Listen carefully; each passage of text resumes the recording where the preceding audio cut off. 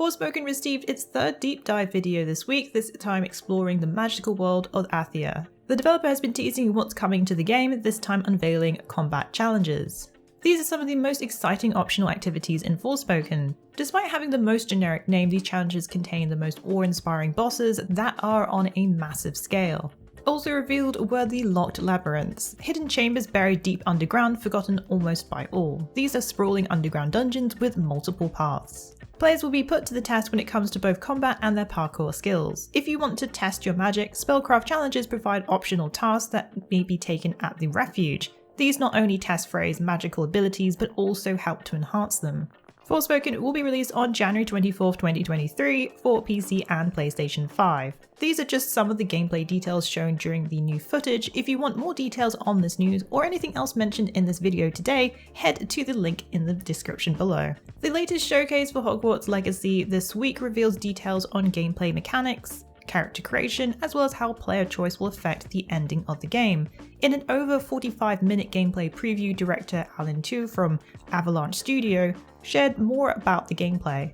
Players will have choices to make in-game, as well as action-based choices that will help dictate the ending of the game. Interactions also seem to help unlock choices when it comes to conversing with Hogwarts students. These can affect characters' lives and the ending of the game.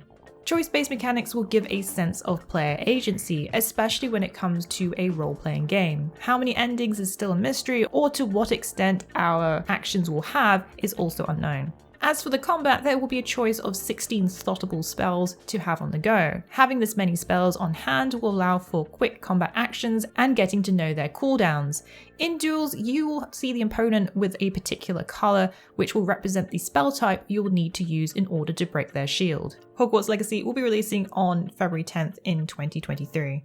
We finally got an update on what's happening with the next-gen port for The Witcher 3. It will be releasing this December and will be free for those who already own the game. CD Projekt Red have confirmed in a tweet that the next-gen update, The Witcher 3 Wild Hunt, is coming on December 14th. The studio has yet to share specific details, but we can expect more details as well as gameplay next week during a live stream. This means that the PlayStation 5 and Xbox Series X versions will be released in just 1 month's time. There will be an upgrade free for those who already have bought the game, and the update will come with numerous visual performance and technical enhancements for Witcher fans to enjoy. This also includes ray tracing support, faster loading times on consoles, as well as a variety of mods integrated into the experience and more. CDPR have also confirmed that all previous downloadable content, including the new The Witcher Netflix series content, will also be released. As for physical editions, fans will have to wait a little while longer, as the studio has shared that it will come at a later date. In order to prepare for the next-gen update, be sure to drop by our The Witcher 3 wiki for all the latest info. Larian Studios have announced recently that their turn-based RPG Baldur's Gate 3, which is currently in early access, is on track for its full launch next year in 2023. But you won't have to wait much longer for more content, as the next major update will be rolling out in December. The title first launched in early access in October 2020, but it is scheduled to release sometime in 2023. The next panel of Hell will be taking place before the end of the year, described as a festive edition. In the community update that will release alongside the panel, it will go over what's coming in the next year. As for the current state of the game, the studio has been working on playtesting Acts 2 and 3, but there is much more slated for Baldur's Gate 3. The developer has shared their aim is for even those who have played through Act 1 to feel like they're having a fresh experience when the game fully launches. If you're itching to play the game, the early access version is currently available on Steam. There'll be plenty to look forward to in the next year. Since Baldur's Gate 3 has been in early access, the game has seen a number of updates, including the addition of new playable characters, the Barbarian and Bard, as well as the Gnome race. If you want to get the latest build guides, be sure to check out our Baldur's Gate 3 builds, including the Bard class guide.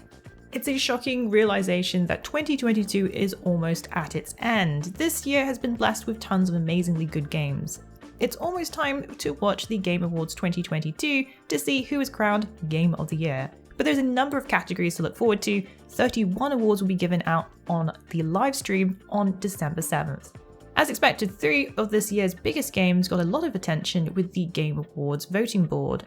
Elden Ring, Horizon Forbidden West, and God of War Ragnarok all appeared on the biggest nominations often all three of them present. The trio has been nominated for Game of the Year, Best Game Direction, Best Narrative, Best Art Direction, and Best Audio Design. God of War even appears twice in the Best Performance category. Both God of War and Elden Ring also appear in the Best Score and Music categories. Elden Ring has been nominated for 8 total categories, God of War with 10 and Forbidden West gaining 7. As for the RPG category, Elden Ring, Live Alive, Pokemon Legends Arceus, Triangle Strategy, and Xenoblade Chronicles 3 have all made the list. What do you think will be the winner this year? Let us know your Game of the Year and RPG pick. 2 titles being developed by Polar Bear's fantasy title Crimson Desert and K-pop infused DokeV have been pushed. DokeV, first shown at the Game Awards in 2021, was a vibrant mix of creature collecting and action adventure. Crimson Desert is a stark contrast to the bubbly title and open-world action-adventure game once supposed to be the prequel to the popular MMORPG Black Desert Online. The title has now been pushed to the second half of 2023. The game was originally supposed to be a spin-off of the MMORPG Black Desert, but the concept changed to an open-world action RPG.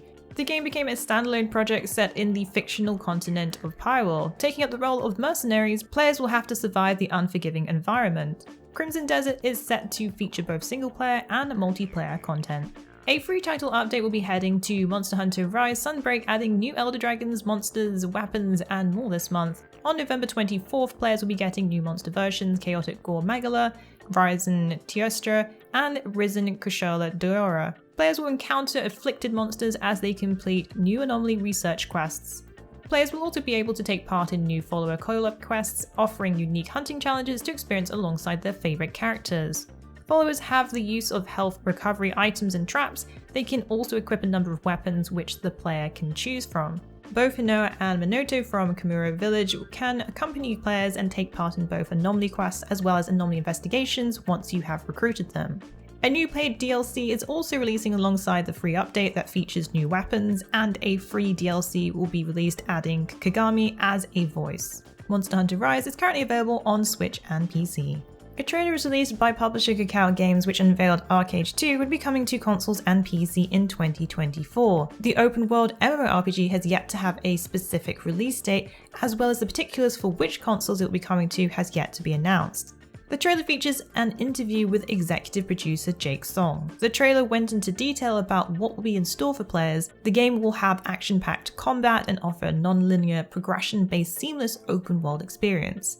The trailer shows dragons, trolls, and more when it comes to battles. ArcheAge 2 will share the same universe and lore as the first title, but how the narrative is presented will differ. The sequel will focus more on personal stories which follow the first settlers in Aurora. Housing will also be getting further features with more customizations and the chance to create towns with friends and guild members. It sounds like players will get to create their own mini community this way.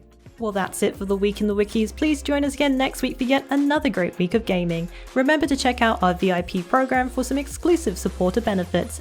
And budding writers should take advantage of our Become an Author initiative. Thanks again for being part of this great community. Keep checking in with us with news, reviews, YouTube streams and vids, and general wiki goodness.